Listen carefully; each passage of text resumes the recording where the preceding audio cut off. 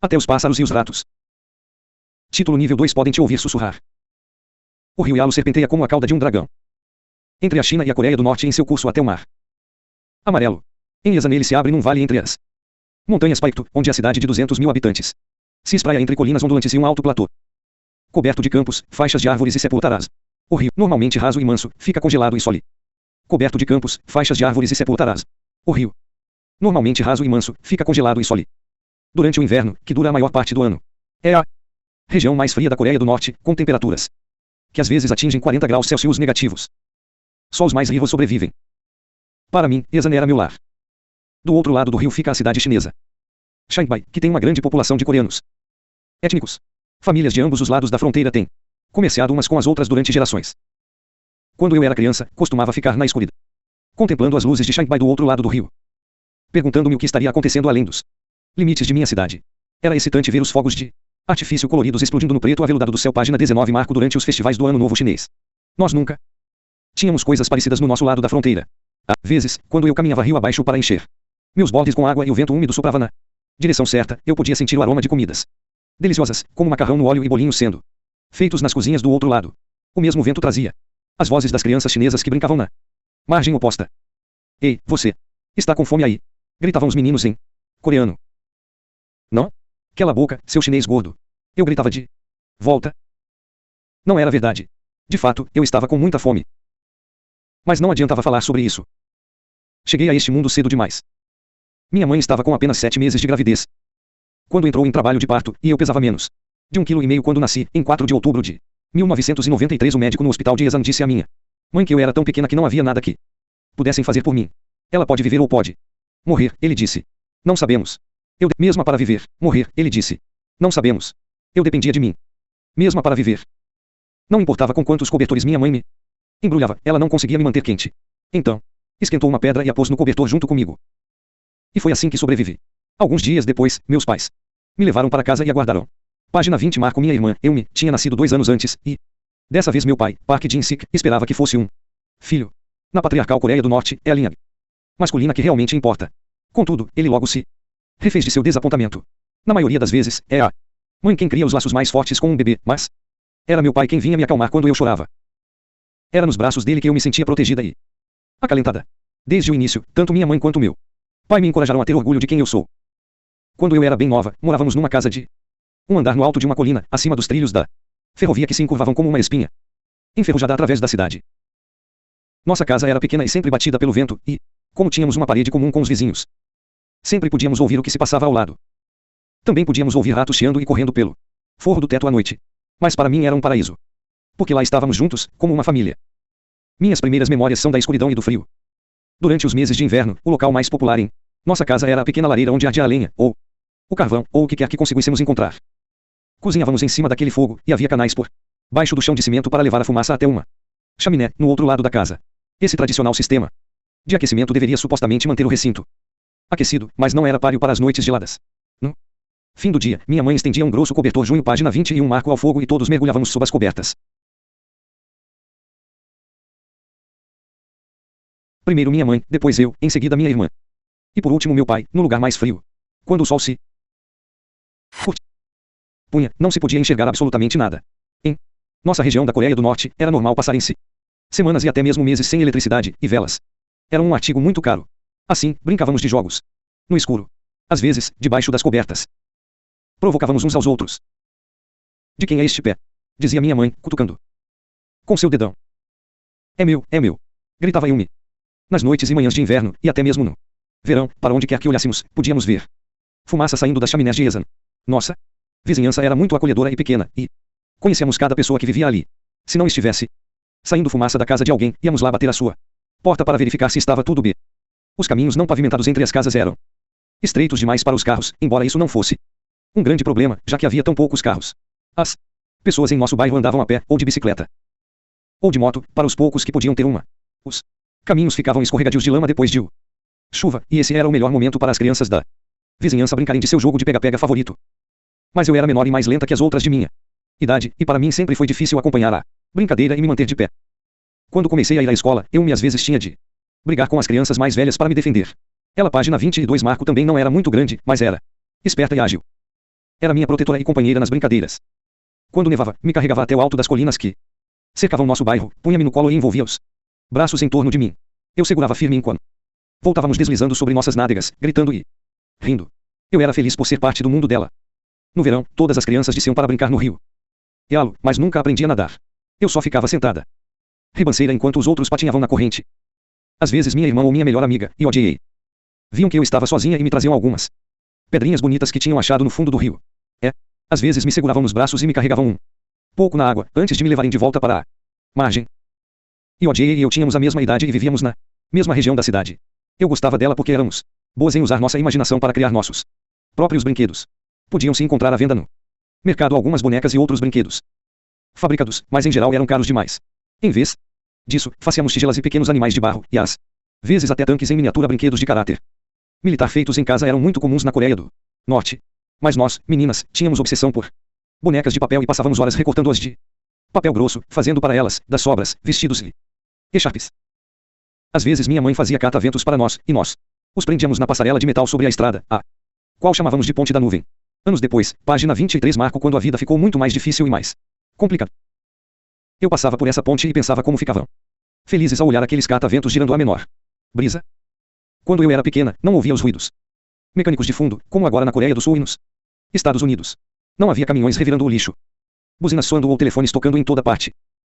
Tudo que eu podia ouvir eram sons de pessoas, mulheres lavando a louça, mães chamando seus filhos, o tilintar colheres e restes na tigela de arroz quando as famílias sentavam-se para comer. Às vezes eu podia ouvir meus amigos levando bronca de seus pais. Não havia música ressoando ao fundo nem olhos grudados em smartphones, mas havia intimidade e conexão humanas. Algo difícil de encontrar no mundo moderno que vivo hoje. Em nossa casa em Esan, os canoas d'água quase sempre estavam vazios, e assim era comum minha mãe descer com nossas roupas até o rio para lavá-las ali. Quando as trazia de volta, espalhava-as sobre o chão quente para secar. Como o fornecimento de eletricidade era muito raro em nossa vizinhança, sempre que as luzes se acendiam, as pessoas ficavam tão felizes que começavam a cantar, bater palmas e gritar. Acordávamos para comemorar até mesmo no meio da noite. Quando você tem tão pouco, a menor coisa pode fazê-lo feliz, e essa é uma das poucas características da vida na Coreia do Norte das quais eu realmente tenho saudade. Claro que as luzes página 24 marco nunca ficavam acesas por muito tempo. Quando apagavam, apenas dissemos, tudo bem, e página 23 marco quais eu realmente tenho saudade. Claro que as luzes página 24 marco nunca ficavam acesas por muito tempo. Quando apagavam, apenas dissemos, tudo bem, e voltávamos a dormir.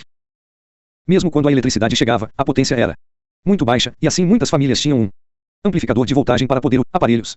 Essa amplificador de voltagem para poder utilizar-se aparelhos. Essas máquinas estavam sempre pegando fogo, e numa noite de março isso aconteceu em nossa casa, quando nossos pais estavam fora. Eu era um bebê, e casa, quando nossos pais estavam fora. Eu era apenas um bebê, e tudo de que me lembro é de acordar chorando enquanto alguém me carregava através da fumaça e das chamas. Não sei se foi minha irmã ou nosso vizinho que me salvou. Minha mãe chegou correndo quando alguém lhe contou do incêndio, mas minha irmã e eu já estávamos em segurança na casa do vizinho. Nossa casa foi destruída pelo fogo, mas logo meu pai a reconstruiu com as próprias mãos. Depois disso, plantamos um jardim em nosso pequeno quintal cercado. Minha mãe e minha irmã não estavam interessadas em jardinagem, mas meu pai e eu gostávamos muito. Plantamos abobrinha, repolho, pepinos e girassóis. Meu pai também plantou ao longo da cerca belas flores de fúcsia, ou brinco de princesa, que chamávamos de gotas de orelha. Eu adorava pendurar os longos e delicados botões em minhas orelhas, fingindo que eram brincos. Minha mãe perguntou a meu pai por que estava desperdiçando um espaço valioso plantando flores, mas ele a ignorou.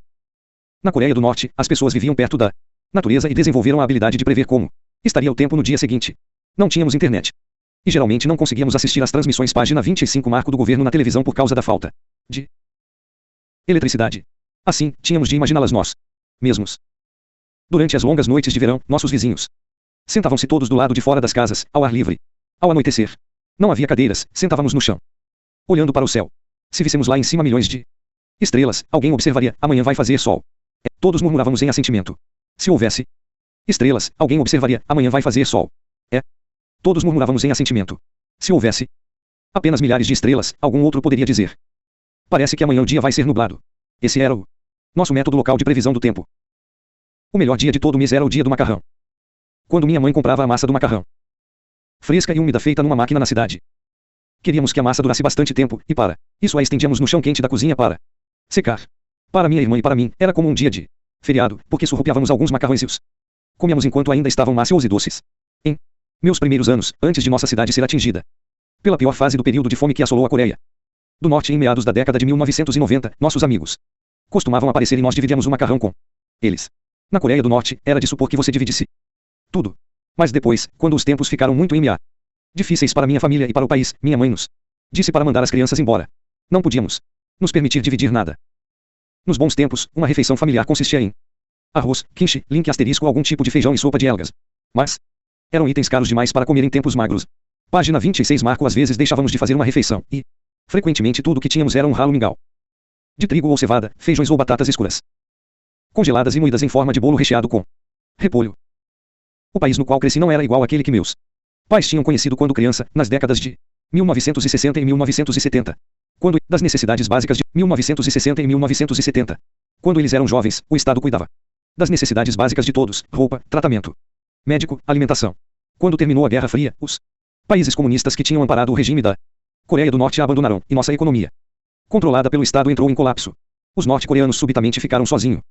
Eu era pequena demais para perceber como a situação estava ficando desesperadora no mundo adulto.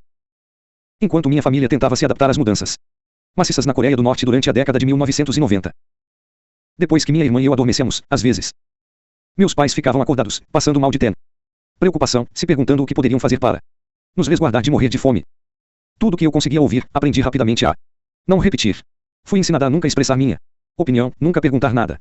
Fui ensinada a simplesmente obedecer ao que o governo me dizia para fazer ou dizer ou pensar. Eu realmente acreditava que nosso querido líder, Kim Jong-il, era capaz de ler minha mente e me puniria se eu tivesse maus pensamentos. Se não me estivesse ouvindo, havia espiões por toda a página 27 marco parte, escutando pelas janelas e vigiando o pátio da escola. Pertencemos todos ao Inban, ou unidades populares da vizinhança, e tínhamos ordens de informar se alguém dissesse a coisa errada. Vivíamos com medo. E quase todo mundo, inclusive minha mãe, já teve uma experiência pessoal que revelou os perigos de falar. Eu tinha apenas 9 meses quando Kim Il-sung morreu, em 8 de julho de 1994. Os norte-coreanos cultuavam o grande líder de 82 anos. Na época de sua morte, Kim Il-sung havia governado a Coreia do Norte com mão de ferro durante 5 décadas, e verdadeiros crentes, inclusive minha mãe, pensavam que Kim Il-sung era de fato imortal. Seu falecimento foi um tempo de luto apaixonado, e também de incertezas no país. O filho do grande líder, Kim Jong-il, já tinha sido escolhido para suceder o pai, mas o grande vazio que Kim Il-sung deixou fez com que todos ficassem tenso. Minha mãe me amarrou às suas costas para se juntar às milhares de pessoas de luto que diariamente afluíam. Monumento em forma de praça dedicado a Kim Il-sung em Yesan, para chorar e lamentar o líder caído. Durante o período de luto oficial, deixavam oferendas, flores e copos de licor de arroz para demonstrar essa adoração e seu pesar. Durante esse período, estava nos visitando um dos parentes de meu pai, do nordeste da China, onde viviam muitos norte-coreanos étnicos. Por ser um estrangeiro, não foi tão reverente assim para com o grande líder, e quando minha mãe voltou de uma de suas idas ao monumento, tio Yossou repetiu uma história que tinha acabado de ouvir.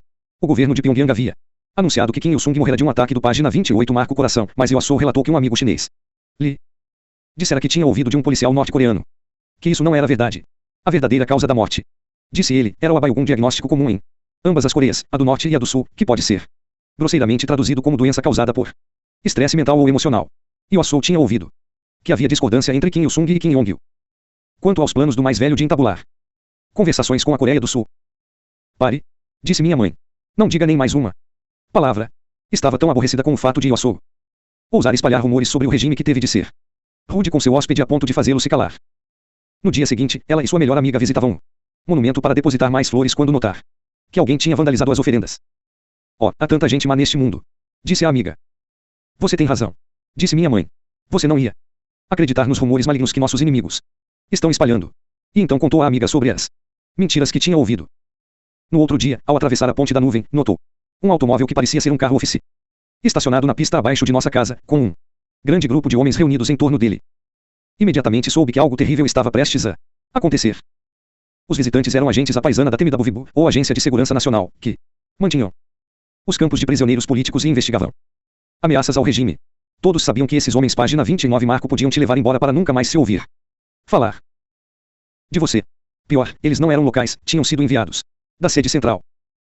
O agente principal abordou minha mãe na porta de casa e a levou à casa de nosso vizinho, que ele tinha tomado emprestado durante aquela tarde. Os dois se sentaram, e ele olhou para ela com olhos que pareciam de vidro negro. Sabe quem eu sou? Ele perguntou. Sim, eu sei, ela disse. Então, onde você ouviu isso? Ela contou que tinha ouvido esse rumor do tio chinês de seu marido, que tinha ouvido de um amigo. O que você pensa disso? Ele perguntou. É um rumor terrível, maléfico. Ela disse com sinceridade. É uma mentira contada por nossos inimigos. Na tentativa de destruir a maior nação do mundo. O que você acha que fez de errado? Ele disse, sem rodeios. Senhor, eu deveria ter ido à organização do partido. Para fazer um relato. Errei por ter contado apenas a um indivíduo. Não, está errada. Você nunca deveria ter deixado essas palavras saírem de sua boca. Agora ela tinha certeza de que ia morrer. Continuou a falar, dizendo que sentia muito, implorando que lhe poupasse a vida por causa de suas duas crianças. Como dizemos na Coreia, ela implorou até parecer que suas poupasse a vida por causa de suas duas crianças. Como dizemos na Coreia, ela implorou até parecer que suas mãos iam desaparecer. Finalmente, ele disse numa voz dura que enregelou os ossos dela, você não pode mencionar isso nunca mais. Página 30 Marco nem para seus amigos, seu marido ou suas crianças. Você entende o que iria acontecer a você? Ela entendia. Completamente. Depois ele interrogou tio Yossou, que, nervoso, estava esperando com a família em nossa casa. Minha mãe acha que foi poupada de qualquer punição porque Yossou tinha confirmado ao agente quão irada ela é. Quando ele contou o boato. Quando tudo passou, os agentes foram embora de carro. Meu tio voltou para a China. Quando meu pai perguntou à minha mãe o que a polícia secreta queria dela, ela disse que não era nada que pudesse contar, e nunca voltou a mencioná-lo. Meu pai foi para o túmulo, sem saber quão perto tinham chegado do desastre. Muitos anos mais tarde, após ela me contar sua história, finalmente entendi por que, quando mandava para a escola, nunca dizia tenha um bom dia. Ou mesmo tenha cuidado com estranhos. O que sempre dizia era, cuidado com a boca. Na maioria dos países, a mãe estimula os filhos perguntar sobre tudo, mas não na Coreia do Norte. Assim que tive idade suficiente para entender, minha mãe advertiu que eu devia ser cuidadosa com o que dizia. Lembre-se, eu amei, falava suavemente, mesmo quando você pensar que está sozinha, os pássaros e os ratos podem te ouvir sussurrar. Ela não tinha a intenção de me assustar, mas eu sentia uma escuridão profunda e o horror dentro de mim. Link asterisco comida típica coreana, vegetal temperado com alho, pimenta vermelha e gengibre. N. Acho que meu pai teria ficado. Página 30 Marco gengibre. N. T. Página 31 Marco título nível 22. Uma história perigosa.